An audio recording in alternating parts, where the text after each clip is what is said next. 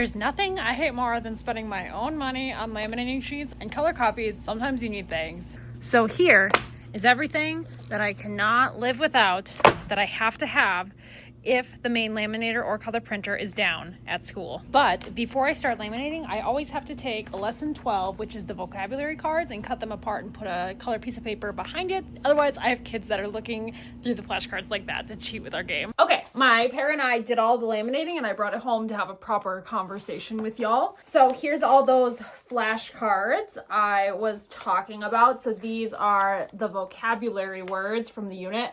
So we'll put them face down and then we'll play a match game with them, these purple ones. This is from the science experiment. I have a good collection of these now, so often I'm just looking for certain things that I don't already have. Like I have the weather pictures over by the calendar, but I don't have a designated set for like the science materials. And then somebody crumpled up the ice, and so I just made another one for that too. But these get stored with my other little flashcards that I use interchangeably with different things, and it doesn't get stored with the entire unit, where everything else in here gets stored together. And if you've seen any of my other Unique Learning System videos, you can tell that the laminating on this is much thicker than what I use with the school material, which I guess is good if you have a ripper. But for the vast majority of my materials, the school laminating is just fine, even though it's thinner. This definitely is thicker, but it's more expensive. So really the most important thing you need though is the books, right? Because that's what all of the reading material is revolving around. The word wall words, the words that you're decoding in the phonics lessons, all of the activities online. If the school laminator was working, a lot of the materials I would print out in color and then also do Velcro with them, so we could do them over and over and over again and not have to worry about kids looking for the green or the dinging on the Unique Learning System, because often students are just moving the choices around and they're looking for green or they're looking for the ding. So I like to have a non-electronic version for that. So I always have the FG book. I do full-size color on that. This is the repeated text book. And then the text always has a level A, sometimes it's a double A, and then there's a level D, and then they also have the level D adaptive, so I just save paper and only do the adaptive version.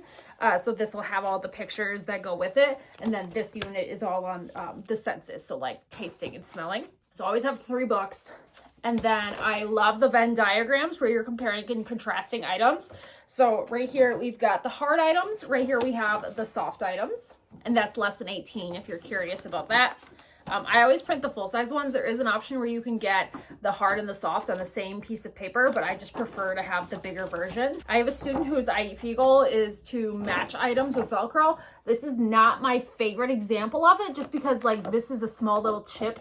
This is like a small little piece of chocolate, and this is a small little door, or maybe it's more chocolate. In any case, they're really small pictures. Usually they're bigger, like the size of this pin the tail of the donkey here. And so that's a little bit harder for students and maybe a little bit tempting to eat, but I guess it is the unit on your 5 senses. So if they eat the paper, is that the worst? Yes, it is.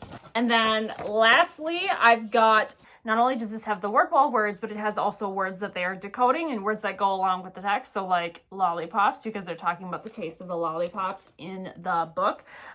This one, you're just moving the sentences around so that it makes sense. And a lot of my students were seriously just working on, where is the capital letter in this sentence? Oh, there it is. Okay, capital letter. I know it's at the beginning. Where's the ending punctuation? Oh, there's the period. There it goes. Or like this one says, this lollipop is 3 different colors. This one says, this popcorn smells good.